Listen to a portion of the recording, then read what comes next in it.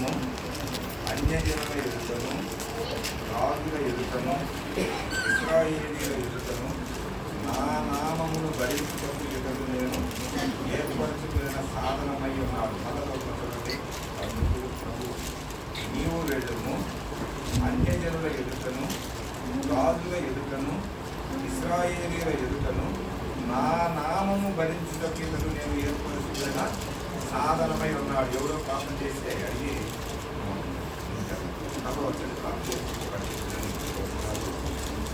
మరేవో మా తండ్రి అయ్యా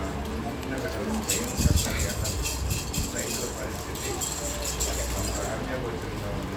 ఉద్యోగుల పరిస్థితి అలాంటి ప్రజలు కూడా పరిపాలకులు న్యాయంగా పరిపాలన చేసే బాధ్యత దయచేసినాడు. విషయాలు విషయాలు అనారోగ్యంగా బాధపడుతున్న వారి విషయంలో ముఖ్యంగా యవనస్తులు ఆయనకు కన్నులో ఉన్న ప్రతి కుటుంబంలో పిల్లలందరినీ జ్ఞాపకం చేస్తున్నారు. కొత్తగా తన కాపులు జరుగుతున్నటువంటి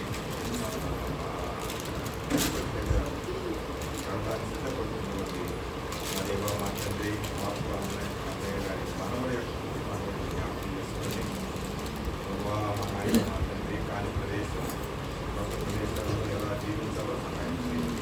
అక్కడ కూడా మందిరానికి అడ్డుపెట్టడానికి కావాల్సిన పనులు దాన్ని వాడబడే పాత్రగా ఉండడానికి కావాల్సిన భాగ్యాన్ని దయచేయండి. మరేవో మా తండ్రి అయ్యా ఈ మధ్యాహ్నకాల సమయంలో మీ గ్రంథంలో మాట్లాడుతున్నాం, వాక్యం చదువుతున్నాం. వాక్యం ద్వారా మమ్మల్ని బలపరచండి, మమ్మల్ని కంపరచండి, మమ్మల్ని హెచ్చరించండి. ఈ వాక్యంతో మేము మేలు అనుభవించినట్టు, ఈ వాక్యంతో మేము ఆశీర్వాదాలు పొందుతున్నట్టు, ఈ వాక్యంతో మేము ఆనందించే కృప మాకు దయచేయండి. వాక్యమై ఉన్న యేసు ప్రభువు నామమున ప్రార్థన చేస్తున్నాం తండ్రి. ఆమేన్. పోయినసారి ఒక ఆదివారం 8వ అధ్యాయంలో ఒక ఖండానికి ఒక నల్లవాడు కదండి హాము వంశాన్ని తెచ్చి ధ్యానం చేశారు. ఎవరి హాము? జల ప్రళయంలో నుంచి బయటపడినటువంటి నోవహు యొక్క ముగ్గురు కుమారులు మధ్యవాడి గురించి ఆలోచన చేశారు. మధ్యవాడు ఎట్లా చెడిపోయాడంటే తండ్రి పాపాన్ని అన్నది చెప్పాడు. అన్న అదే అన్న అన్ని చూసాడు ఆగిపోయాడు. మన భాషలో చూస్తున్నాను ఆయన మాట్లాడు అలాగంటే అది వాళ్ళు ద్రాక్ష ఈ ఏడ గురించి మనం ఆలోచన చేయదు. తండ్రి చూద్దా అని చూడగానే ఏం చేయాలా? తనకున్నటువంటి బట్ట తీసుకెళ్ళి తనకున్నటువంటి వస్త్రం, ఏ వస్త్రం అన్నా కావాలి, ఆ వస్త్రాన్ని కట్టి ఏం చేయాలా? దేవుని రోజు చూడాలా. ఇంకా తర్వాత అన్నం చెప్పినప్పుడు పరిగెత్తుకుంటూ వెళ్ళాడు. తండ్రి ఉన్న అవసరం దిశలో ఉన్నాడు. మంచి నోవహు మంచివాడు. మన తోట వేస్తున్నాడు కాబట్టి తోటలో కాస్త పులిసింది ఎప్పుడు తాగి ఉంటాడు. బాగా తాగి మొత్తులు అయ్యి ఉంటాడు. వినండి, చాలా జాగ్రత్త వినండి. ఆ మొత్తుడైన విషయాన్ని చూడక మధ్యలో ఉంటుంది. వాయువుడు రావడం అసలు హామంటే మన అర్థం చెప్పడా? అసలు అర్థం ఏంటంటే అల్లకల్లోలం. ఏంటిది? అల్లకల్లోలమే కదండి. అల్లకల్లోలం ఏం చేశారు? కానీ నెమ్మదిగా ఉన్న కుటుంబం, సంతోషంగా ఉన్నటువంటి కుటుంబాన్ని ఏం చేశాడు? నాన్న అంటే గురై అనబోతున్నాడు అని వాళ్ళిద్దరు వెనక బట్ట తీసుకెళ్ళి ఏం చేశారంటే మధ్యస్థం వలను భక్తుడు లేచాడు. లేవగానే దేవుడు నోవహుతో మాట్లాడుతున్నాడు. ఎలా మాట్లాడుతున్నాడు? మధ్యవాడిని పిలువు ముందన్నాడు. ఎవరు ఆ మధ్యవాడు అంటే? కనాన్. అతని పేరు అప్పటికే మారిపోయింది. ఏం పేరు వచ్చింది? కనాన్. హాము పోయి ఏమొచ్చింది ఇప్పుడు? కనాన్.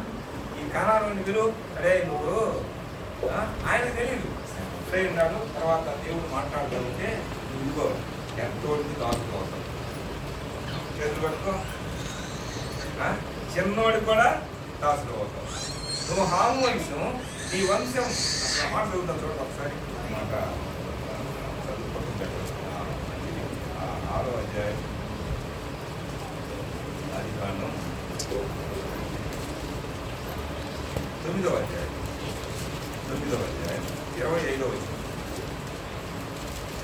24 కూడా చదువుతాం. అప్పుడు నోవహు మొద్దు నుండి మేలుకొని తన చిన్న కుమారుడు చేసిన దాన్ని తెలుసుకుని, ఏ కుమారుడు? షేము, హాము, యాపెతు కదా. ఆ చిన్నోడు, రెండోడికి చిన్నోడేగా, పెద్దోడు కడగాటోడు ఇంకా చిన్నోడు మధ్యవాడు తెలుసుకొని కనాను. పేరేమని చెప్పాను? మారిపోయిందిగా. ఎందుకు మారిన తర్వాత ఈసారి ధ్యానం చేద్దాం. కనాను శపింపబడిన వాడై, ఏమన్నాడు చూడండి, తెలుసుకుని కనాను శపింపబడిన వాడై తన సహోదరులకు దాసుడగును అని. ఏమాట అన్నాడండి? తన సహోదరులు అంటే ఎవరు? అటు యాపెతు ఉన్నాడు, ఇటు షేము ఉన్నాడు. వీళ్ళిద్దరు కూడా కాదు. అసలు ఆ మాట మొదలు చదవండి ఒకసారి. ఆ మాట చదవండి. చదివిన మాటే చదవండి. నోవహు మొద్దు నుండి మేలుకొని తన చిన్న కుమారుడు అని చేసిన దానిని తెలుసుకొని కనాను నీ పేరు మారిందిరా బాబు, నువ్వు శపింపబడిన వాడవై తన సహోదరులకు దాసులు అంటే ఒకసారి కాదు, ఎంత కాలం ఉన్నా ఏముంటుంది నీ బతుకంతా దాసత్వం. అసలు ఈ శాపం ఎంత కష్టం కదండి. ఇంట్లో ఒకటి పిలిచి మన మాట కాకపోతే మనం ఏమంటాం? నువ్వు ఏదో అంటుంటాం కదా, అనకూడదని. కానీ మనం కూడా అప్పుడప్పుడు ఏం చేస్తాం? నోరు కొంచెం జారుతానే ఉంటాం. నోరు ఏం చేసింది? కనాను పిలిచాడు, అబ్బాయి నువ్వు ఆమెకి షేముకి దాసుడివే, తర్వాత యాపెతుకి దాసుడివే. ఎంతకాలం అంటే దాసుడి కంటే నీ బతికే దాసి, నీ కుటుంబమే దాసి. వాళ్ళిద్దరిని ఏం చేశాడు చూడండి. ఇప్పుడు చదవడం తర్వాత వచ్చిన వాళ్ళిద్దరిని ఏం చేశాడు? అక్కడే వాళ్ళనే. మరియు అతడు షేము దేవుడైన యెహోవా స్తుతింపబడును గాక, కనాను అతనికి దాసుడు. మళ్ళా చెప్పాడు, అబ్బాయి షేము ఇట్లా. ఏంటి షేము అంటే? నామం, పేరు, గొప్ప. ఫలానా నామం అంటే, ఫలానా పేరు అంటే, ఫలానా అంటే మన ఇద్దరు పేర్లు పెట్టారు కదా. ఏం పేర్లు? రాసుకున్నారు ఎక్కడ? నోరు తిరిగితే రాసుకున్నా. మీ నోరు చెప్పండి. అయ్యే పేర్లు పిలుద్దాం. అర్థాలు ఉన్నాయి, చాలా అర్థాలు. ఇప్పుడు భాష, గ్రీకు భాషలో చాలా అర్థాలు ఉన్నాయి. కానీ అసలు మన భాషే మనకు నిలబడుతుందా? మన భాషే మనకు నిలబడుతుందా? నడుపుద్దాం. అదే అట్లా నడుపుద్దాం. అన్నీ వస్తున్నారు కాబట్టి రాకపోయినా నడుపుద్దాం. పేరు అంటే ఏంటి? ఒక వ్యక్తి యొక్క గుర్తింపు. ఈ షేమ్ అనేది ఏంటి? అర్థం పేరు లేక నామం. ఎట్లా ఉంది పేరు? రే కనానా, నువ్వు అల్లరోడి, నీ అల్లరి కుదరదు కనా. ఇదిగో ఈ నామోడు ఏం చెబుతాడో, ఈ పేరోడు ఏం చెబుతాడో వాడు మాట అర్థమవుతుందా? కొద్దిగా అర్థం చేసుకోండి. ఈ నామం అంటే ఈ పేరు ఈ పేరోడు అంటే స్తుతిస్తాడు, దేవుణ్ణి స్తుతిస్తాడు. యెహోవా నామాన్ని కనపరుస్తాడు, దేవునితో ఎక్కువగా ఉంటాడు. ఆయన దగ్గర నువ్వు స్తుతించడానికి లేదు. ఎందుకు లేదు? నువ్వు శపించబడ్డావు. నువ్వేం చేయాలా? అల్లరి చేసేది నువ్వు మౌనం ఉండాలి, చేతులు పెట్టుకొని దాసుడుగా ఉండాలా. ఆ నామం, ఏ నామం అయితే ఆయన పేరు పెట్టామో, ఏ పేరు అయితే పెట్టానో ఆ పేరు పెట్టి నిన్ను పిలిచినప్పుడు నువ్వు చేతులు పెట్టుకోవాలి. నువ్వు దాసుడుగా ఉండాలి. ఇంకొక అర్థంలో అక్కడ చదవాలి. ఒక అర్థాలు, దేవుడు యాపెతును విశాలపరచును, అతడు షేము గుడారములలో నివసించును, అతనికి కనాను దాసుడు అగును.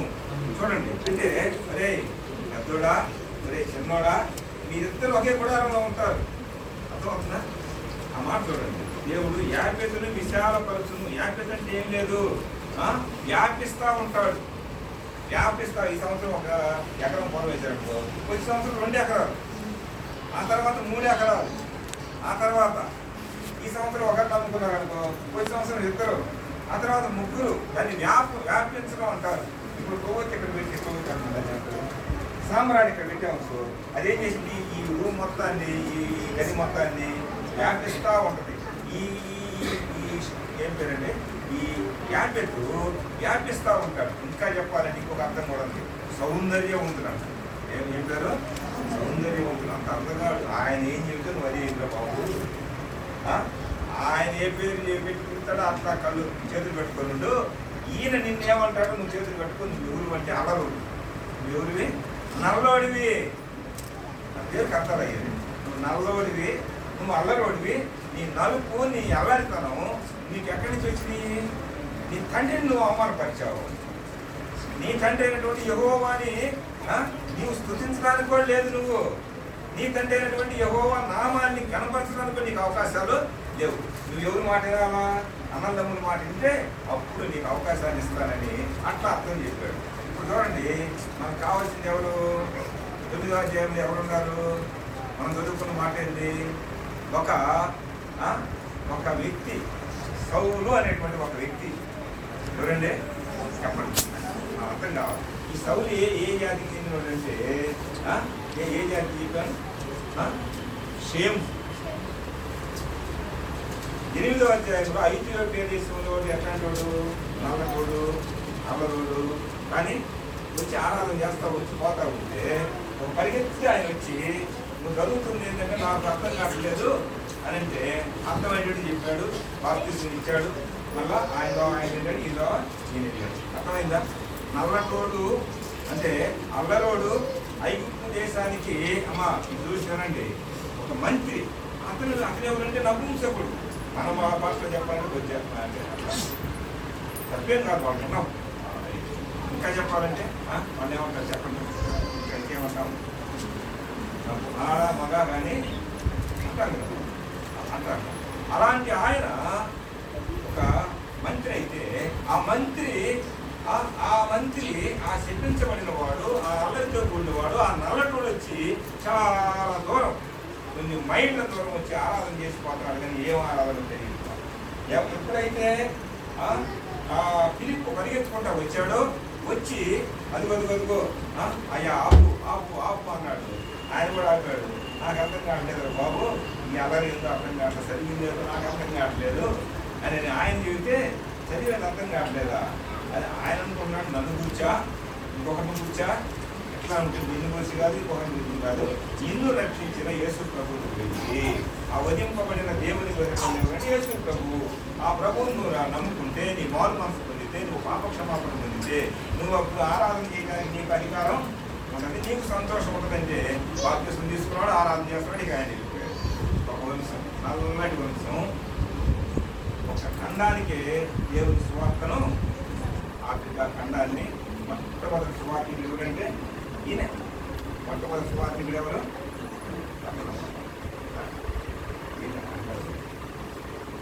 ఒక ఖండాన్నే కల్పించాడు.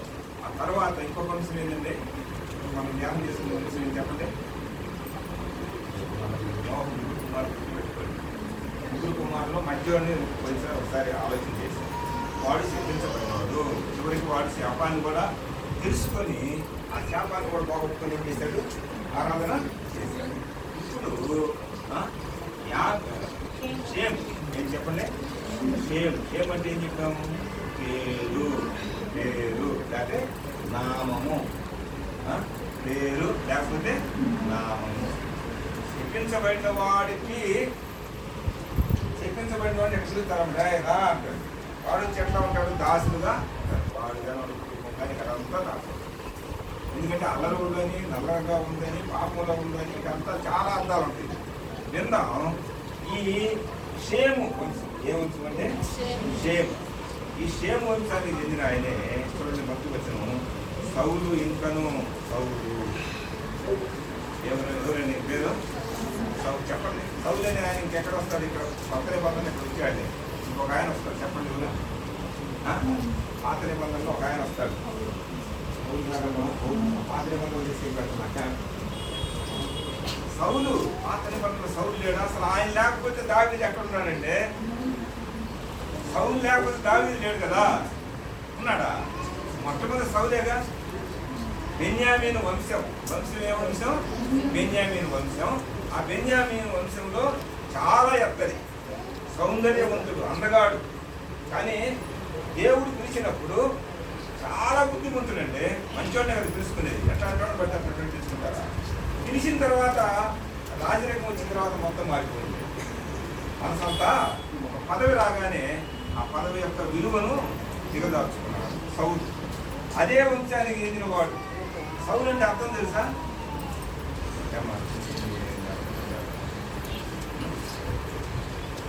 దేవుని వలన అడగబడిన వాడు. అయ్యా ఎందుకయ్యా బెన్యామీను వంశంలో తీసుకొచ్చి సౌలు ఎందుకు రాజు చేస్తున్నావని ప్రవక్త అడుగుతుంటే నా ఇష్టం. దేవుడు ఏమన్నాడు? నాకు ఇష్టం అయ్యాడు. అయ్యా యోధా వంశం ఉంది కదా, ఉంటే ఉన్నాయి, నాకు ఇష్టం. దేవుడు ఏమంటున్నాడు? నా ఇష్టం. ప్రవక్త నువ్వు ఇష్టం, నీ ఇష్టం కాదు, నేను చెబుతున్నాను. నువ్వెళ్ళి కొమ్ములో తైలాన్ని తీసి సౌలు మీద సౌలుని అభిషేకం చెయ్యి, సౌలుని రాజుగా చెయ్యి, ఇశ్రాయేలీయులకు రాజుగా చెయ్యి అంటే పోయి రాజుగా చేశాడు. చేసిన తర్వాత మాకు అది వేరే విషయం. అదే వంశానికి చెందిన ఈయనెవరు? కొత్త నిబంధనలో ఉన్న యోధా మత ప్రవిష్టుడు, బెన్యామీను వంశానికి చెందినవాడు. ఇక చాలా ఉన్నాయి ఈయనకి డిగ్రీలు. ఈయన ఎట్లాంటి వాడు? అక్కడ మొదటి వచ్చిన కదండి. సౌలు ఇంకను ప్రభువు యొక్క శిష్యులను బెదిరించుటను హత్య చేయుటను తనకు ప్రాణాధారమైనట్లు ప్రధాన యాజకుని యొక్కకు వెళ్ళి ఇటనండి. ఈయన ఎట్లాంటి వాడు? చూడండి, అక్కడ రాయబడింది కదా, శిష్యుల్ని బెదిరిస్తున్నాడు. దేవుని శిష్యుల్ని బెదిరిస్తున్నాడు, అపోస్తలుల్ని బెదిరిస్తున్నాడు. పెద్దల్ని 7 పెద్దలు ఏర్పడ్డారు కదా, వాళ్ళలో స్టెఫన్ని రాళ్లతో కూడా చంపుతా ఉంటే వాడి బట్టలు తెచ్చిన కాళ్ళ మీద దగ్గర పెట్టుకుంటాడు. పెట్టాడా లేదండి? కాళ్ళ దగ్గర బట్టలు ఉంటే స్టెఫను ఆత్మవశుడై అయ్యా ఈ నేరాన్ని వాళ్ళ మీద మాకొద్దు అని అలానే ఆత్మవశుడై చనిపోయాడు. కళ్ళు మూసాడు, చనిపోయాడని కూడా రాయబడి చూడండి. అక్కడ రాయరు నిశ్చయించిన మాట 7వ అధ్యాయం 60వ వచనం. అక్కడే రాళ్లతో కొట్టిది అతడు మోకాళ్ళుని వారి మీద ఈ పాపము మోపకమని గొప్ప శబ్దంలో పలికాను. ఈ మాట పలికి చచ్చాడు అని రాయబడి అక్కడ మరణించాడని కూడా ఏమని చూడండి. ఈ మాట పలికి నిద్రించను. సౌలు అతని సావులకు ఇప్పుడు ఈ సౌలునే ఎవరినా దేవుడు ఏర్పాటు చేసుకున్నాడే కానీ దేవుని ఏర్పాటులో లేడు. ఏం చేస్తున్నాడు? దేవుని పని చేసేటువంటి ఒక పెద్దని రాళ్లతో కొట్టి చంపేస్తున్నాడు. అది ఎట్లా పెట్టుకున్నాడంట? శిష్యులను బెదిరించుటైను హత్య చేయడం. బెదిరించడం కూడా కాదండి, ఇప్పుడు ఏదో వాళ్ళని చంపారు వీళ్ళు చంపారు అప్పుడే ఉండి చాలా జాగ్రత్తగా వినండి. అప్పుడు లేవా? అప్పుడు ఇంకా ఎక్కువ. ఇప్పుడే ఒక రకంగా చాలా తక్కువ అనుకోవాలి, ఒక రకంగా చెప్పాలండి. అప్పుడు క్రైస్తవ్యం అంటే అసలు గిట్టదు. అప్పుడు యూదులు అంటాం, యూదులు మేము యూదులు, నేను యోధా మతస్థులం. ఏందనుకున్నా ఈస్టర్ పండుగ చేయంటే చెయ్యాలంటే చెయ్యకపోయారా? జనవరి 1 క్రిస్మస్ పండుగ చేయాలంటే చెయ్యాలా? ఎవరైనా ఆప్షన్ అయ్యారా? ఎవరి మాటలు చెప్పేది? యోధా ప్రవిష్టులు, యోధా మతస్థులు. అదే దానిలో ఉన్నాడు పౌలు. మంచి చదవరి. దేంట్లో చదివాడు తెలుసా? పిహెచ్డీ చేశారు ఆ దినాల్లోనే, అంత జ్ఞానం ఉంది. యోధా మతములో ఉన్నటువంటి దాన్ని పిహెచ్డీ చేస్తున్నాడు, పట్టణం. అంటే దానికి ఆయన ఎంత చదువు ఉందో చూడండి, ఎంత జ్ఞానం ఉందో చూడండి, ఎంత తెలివి ఉందో చూడండి. అంత తెలివి కూడా ఏం చేసింది? ఆ తెలివి శిష్యులను బెదిరించడం, దేవుని పని చేసే వాళ్ళని బెదిరించడం, తర్వాత హత్య. ఆ మాట చూడండి, హత్య చేయటం వాళ్ళకేంది? పని తప్ప నేను దేవుని పని చేస్తాను కదా, నేను దేవుడు అంట, దేవుడు దేవుడు. ఇదే యేసుక్రీస్తు అంట. ఆయన ఎవరు? మనలాంటి వాడైతే ఆయన దేవుడు ఎందుకు చెబుతున్నారు? యేసు వేరు, క్రీస్తు వేరు. యేసుక్రీస్తు ఎట్లా అని మూకురుడిగా వెళ్ళి అమ్మా ఆ మైండ్ వెళ్ళి ఏం చేస్తున్నాడు?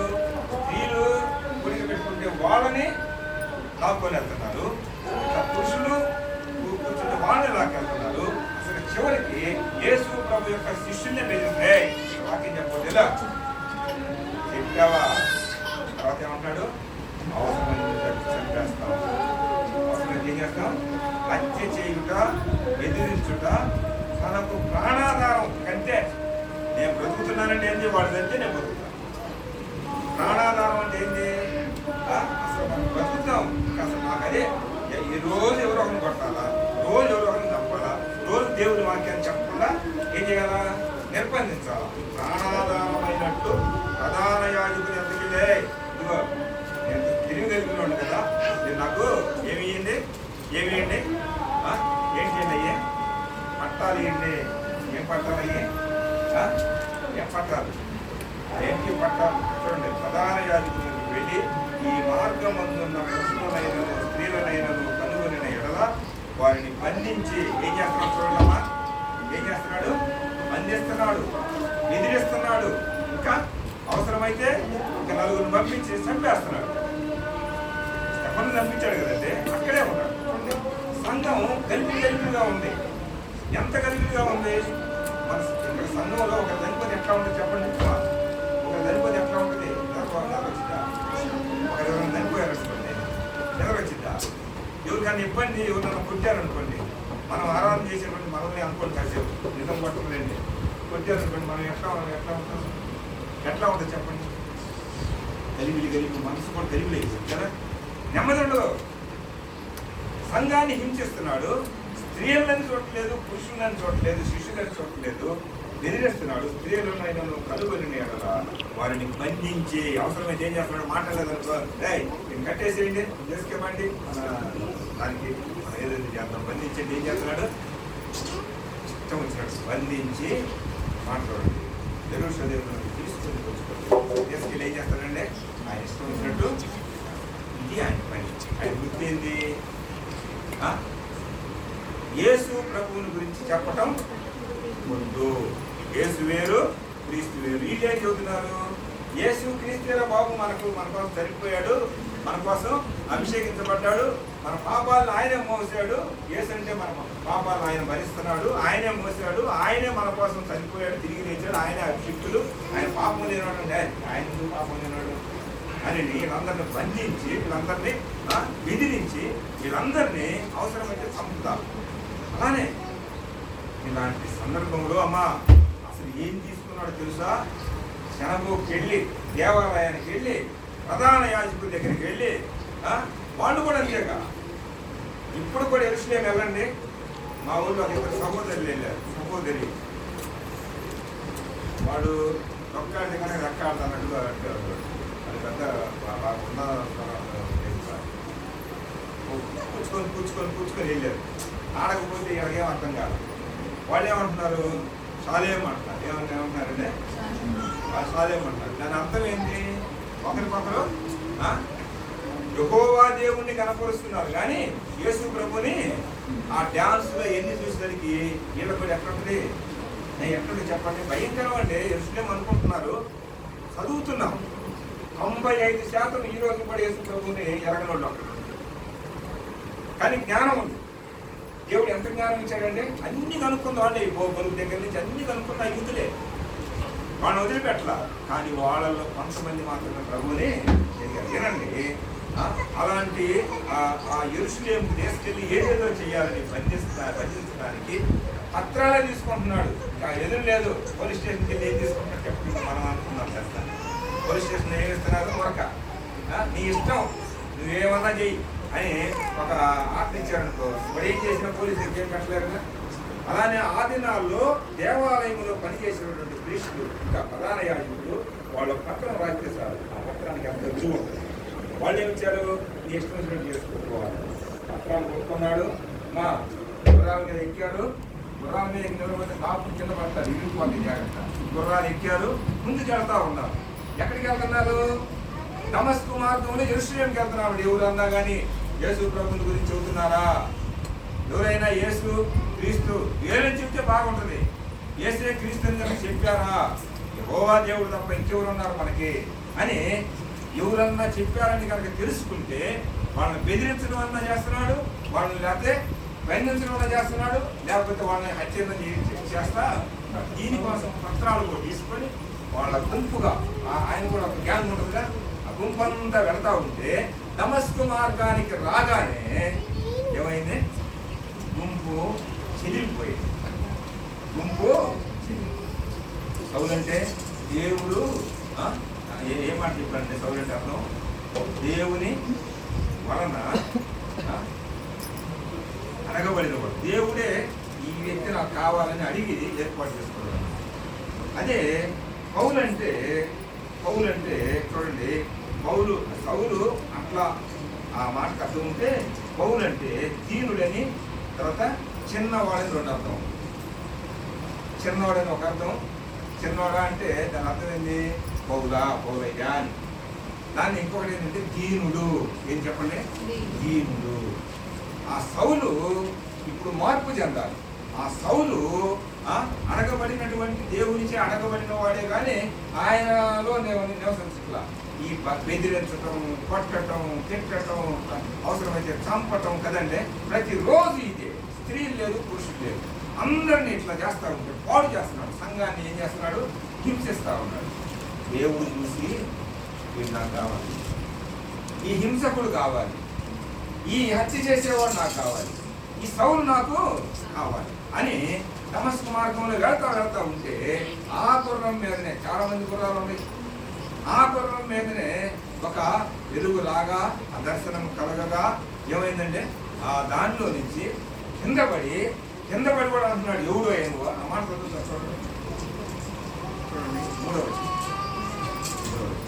అతడు ప్రయాణం చేస్తూ దమస్కు దగ్గరకు వచ్చినప్పుడు అకస్మాత్తుగా ఎట్లా జరిగింది? అకస్మాత్తుగా ఆకాశం నుండి ఒక వెలుగు అతని చుట్టూ ప్రకాశించను. ఎక్కడి నుంచి వచ్చింది వెలుగు చెప్పండి? వచ్చి చూద్దాం కష్టం అయితే ఎగరండి. ఆకాశం నుంచి వెలుగు వచ్చింది. అసలు మామూలు వెలుగే కదా, పగటిపూట వెలుగైంది. ఇంకా ఇది ప్రత్యేకమైనటువంటి వెలుగు అండి. ఆ వెలుగు వచ్చి అతని చుట్టూ చదవండి ప్రకాశించను. అప్పుడు అతడు నేల మీద, వెలుగు చుట్టూ రావడం లేదు, నేల మీద పట్టలేదు. వెలుగు రాగానే ఏమైంది? నేల మీద ఎప్పుడు పడతాం? గుర్రం బెదిరి ఉంటుంది కదా, బెదిరించా లేదా? గుర్రానికి తెలిసింది కానీ వీడు బెదరట్లా. సౌల్ని అప్పుడు దాకా వీడు వాడన్నాడు అనకూడదు. అసలు ఇతనికి ఇంకే ఏముంది మనసులో? ఎవరిని చదువుతున్నాం ఇదే కదా, ఇంకేముంది?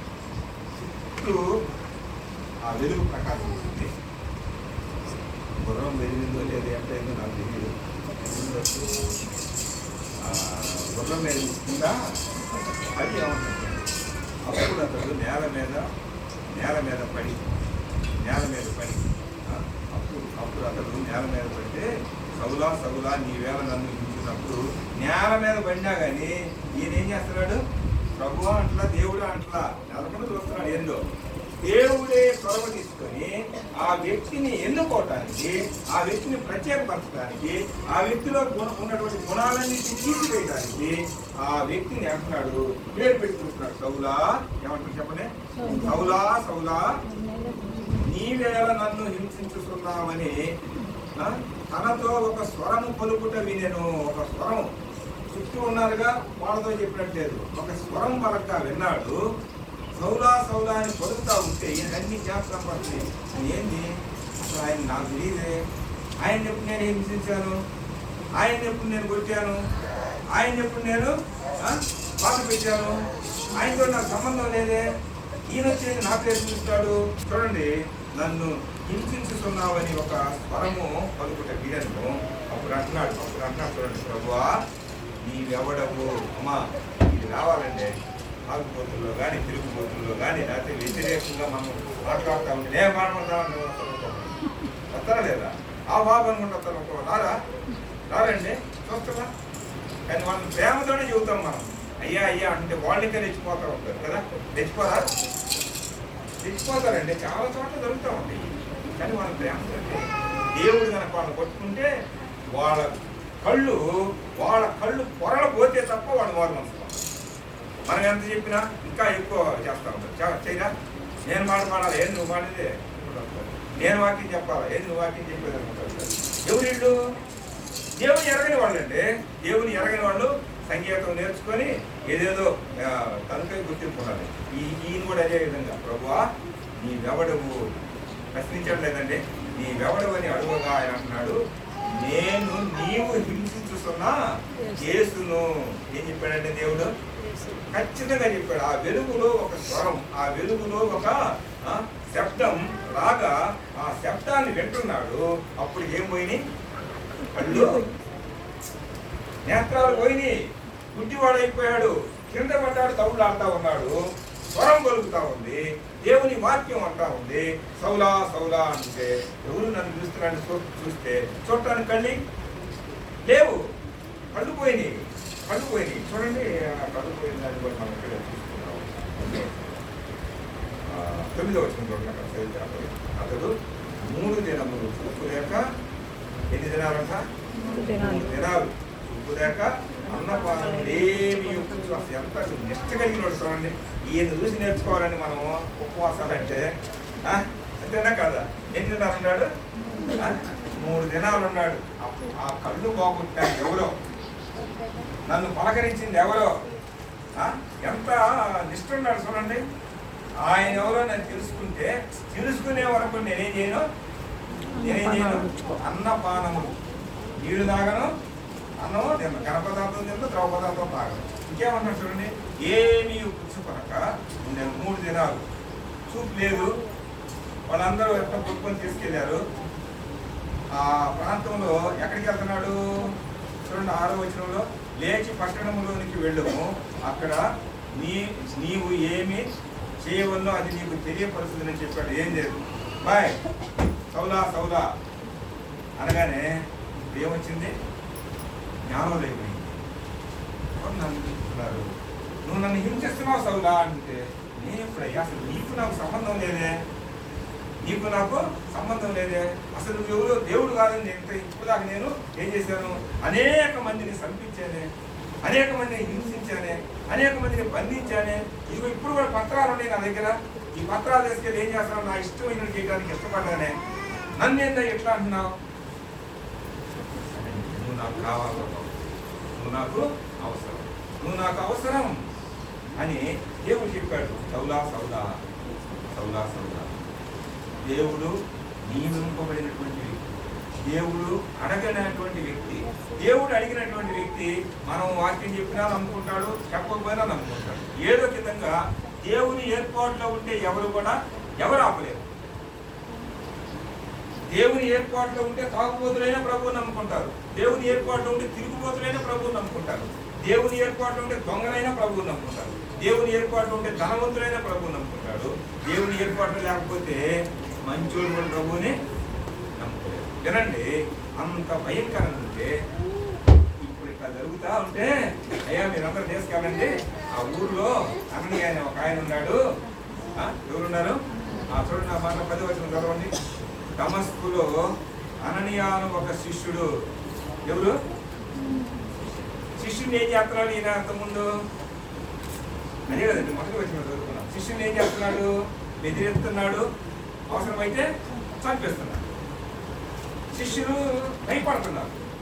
ఇప్పుడు ఈయన యేసు ప్రభు ఏం చెబుతున్నాడు? దేవుడు ఏం చెబుతున్నాడు? నువ్వు ఎవరి దగ్గరికి వెళ్ళాలా? వాళ్ళ దగ్గరికి వెళ్ళాలా? ఎవరి దగ్గరికి? నువ్వు ఎవరైతే బెదిరించాలనుకుంటున్నావో, నువ్వు ఎవరైతే చంపాలనుకుంటున్నావో, నువ్వు ఎవరైతే హింసించాలనుకుంటున్నావో, నువ్వు ఎవరైతే బంధించి వాళ్ళు చేసే పనిని పాడు చేయాలనుకుంటున్నావో వాళ్ళ దగ్గరికి వెళ్ళాలని చెబుతున్నాడు. చూడండి, నా మాట 10వ వచనం. దమస్కులో అననీయ అను ఒక శిష్యుడు ఉండెను. ప్రభువు దర్శనం మందు. ఇక్కడ మాట్లాడుతున్న వాడు ఎక్కడ మాట్లాడుతున్నాడు? దర్శనంలో సౌలుతో మాట్లాడుతున్నటువంటి ఈ వ్యక్తి మన దర్శనంలో ఎక్కడ మాట్లాడుతున్నాడు? ఆ పట్టణంలో ఉన్న వ్యక్తితో మాట్లాడుతున్నాడు. అననీయ అననీయ, ఏంది అననీయ? ఇదయ్యా, నీ దగ్గరికి ఒక ఆయన వస్తాడు. ఏమన్నాడు చూడండి, 11వ వచనం. అతడు, ప్రభువా ఇదిగో నేనున్నాను అంటాడు. బాగానే అతడు మాట్లాడయ్యా అంటాడు. ఏమంటున్నాడు చూడండి. అందుకు ప్రభువు, నీవు లేచి కిందని నరబడిన వీధికి వెళ్ళి యోధాను వారి యొక్క తాసు వాడైన సౌలు అను వాని కొరకు విచారించు. బాయ్ ఇదిగో అననీయ, నేను మాట చెబుతున్నా వింటానయ్యా, నువ్వు వెళ్ళు. ఆ పట్టణంలో ఏమనుంది? యోధా అను వారి ఇంట. ఆ ఇంటి ఏంటంటే యోధా అనబడేటువంటి ఇల్లు. ఆ ఇంటి నుంచి తెలుసు.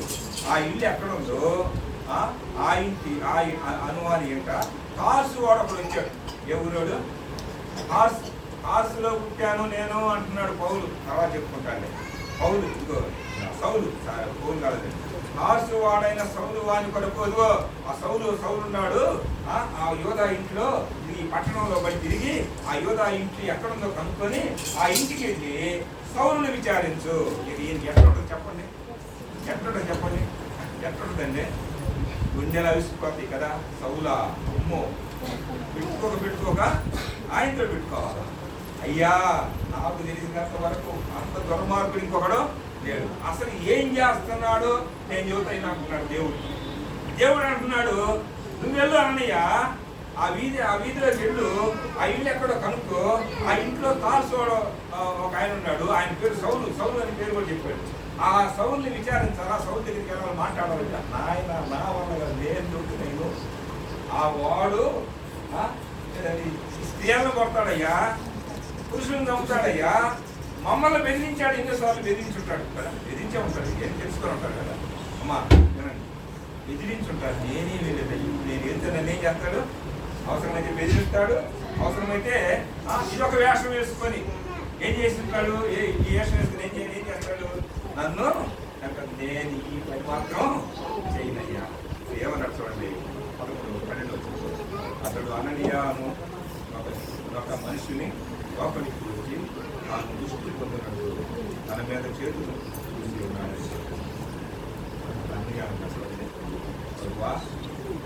ఈ మనుషుడు యెరూషలేములో నీ పరిశుద్ధులకు ఎంతో కీడు చేసి ఉన్నాడు.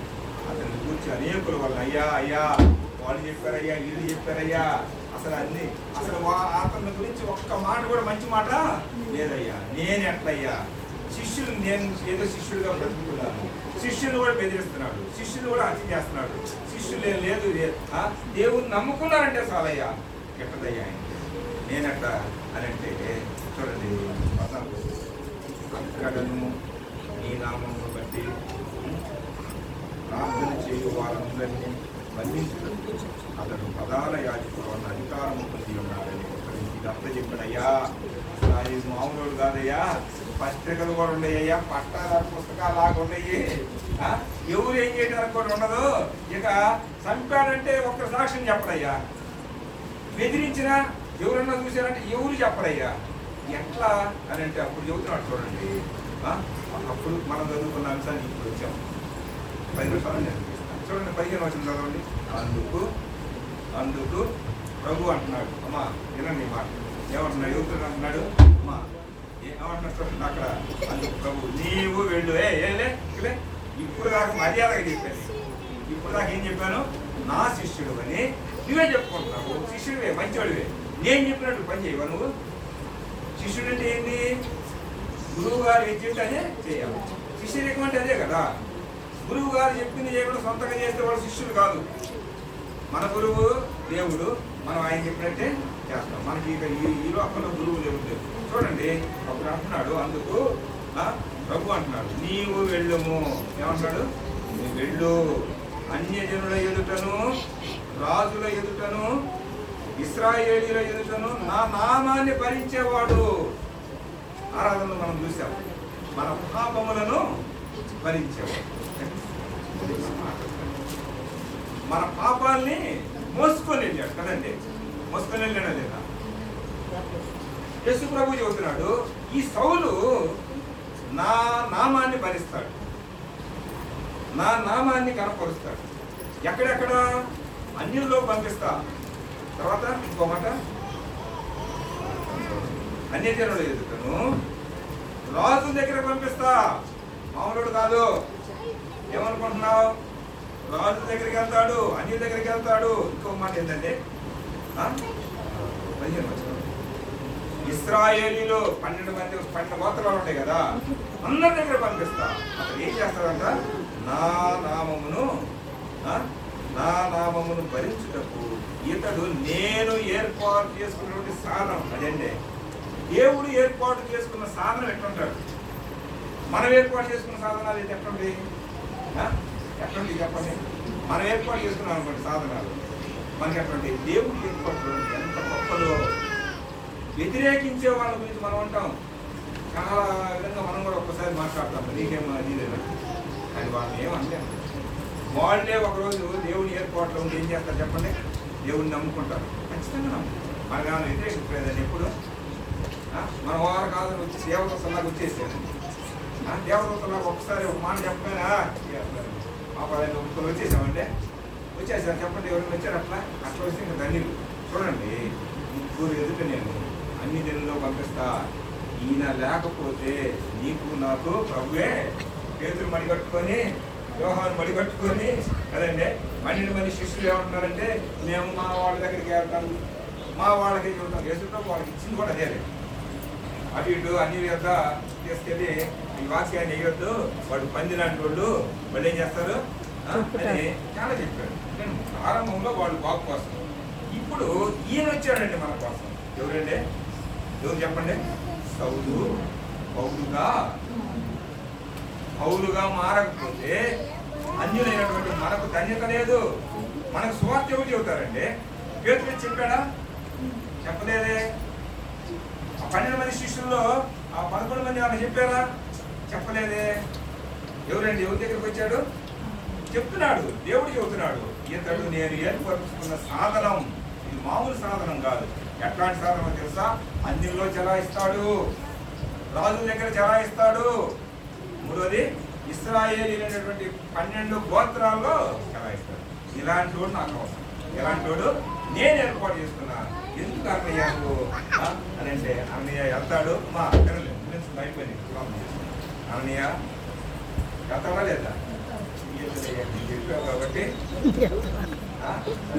నువ్వే బంధించినా, నువ్వే ఏం చేసినా నువ్వే అని ఆయన మీద భారం వేశాడు. వెళ్ళాడు. వెళ్ళగానే మాట్లాడుకుని ప్రార్థన చేసుకున్నాడు. కానీ ఇక్కడ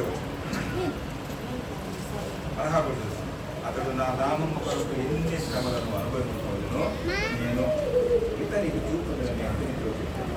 అననీయ వెళ్ళి 17 ఆ ఇంట ప్రవేశించి అతని మీద చేతులుంచి, చేతులు లేననుకున్నా ఇప్పుడు ఉనుకుతా ఉంటుంది కదా, ఉనుకు తీయలేదండి, ఉనుకు తీయలేదా? చూడండి, చేతులుంచి సౌదా ఏమంటాడు? పేరు చూస్తున్నాడు లేదా? అంతకుముందు ఒక రోజు అనిపించాడా? రే సౌదా అన్నాడా? సౌదా అనే రైలు ఉంది. సౌదా సహోదరుడా ఏమంటున్నాడంటే, వర్షం మారిపోయింది. వెంటనే ఏమంటున్నాడు? సహోదరుడా, నీవు వచ్చిన మార్గంలో నీకు కనబడిన ప్రభు అయిన యేసు నీవు దృష్టి పొంది పరిశుద్ధాత్మతో నింపబడినట్లు నన్ను పంపుతున్నాడు. నన్ను కూడా ఆయన పంపాడయ్యా. నిన్ను ఏ విధంగా ఇక్కడ తీసుకొచ్చాడో నన్ను కూడా అదే విధంగా తీసుకొచ్చాడు. ఎందుకు తీసుకొచ్చాడో ఆ మాట తెలుసుకున్నాం. చూడండి, పంపి ఉన్నాడని చెప్పాడు. అప్పుడే అతని కన్నుల నుండి, ఎప్పుడు కన్నుల ఏమైంది? కన్నుల నుండి పొరల వంటివి రాలగా. పొరలు ఎన్ని పొరలు ఉన్నాయో కదండి, ఎన్ని పొరలు ఉన్నాయో పొరల వంటివి రాలగా. ఏమన్నా రాయబడింది? 17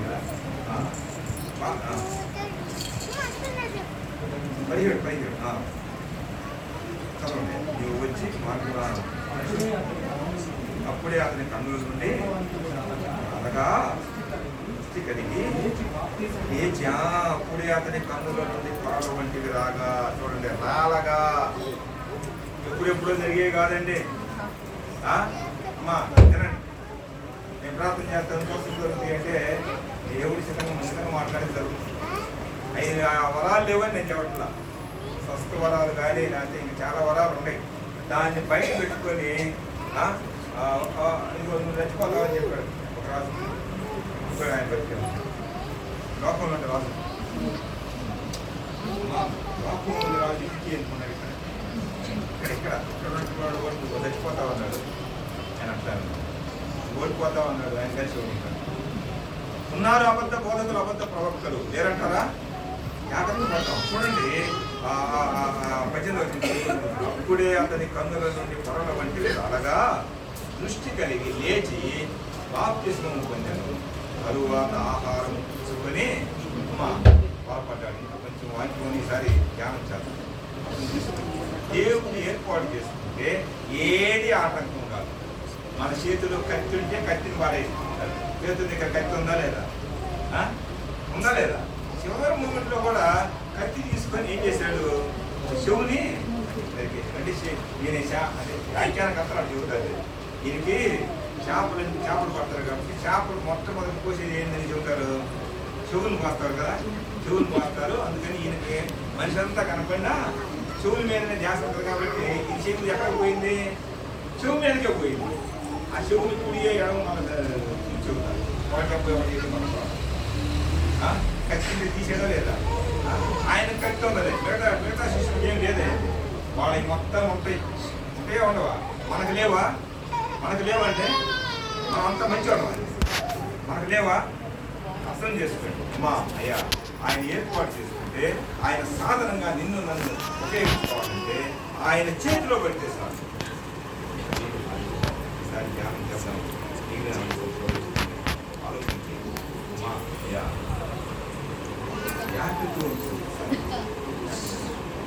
సేమ్ వచ్చింది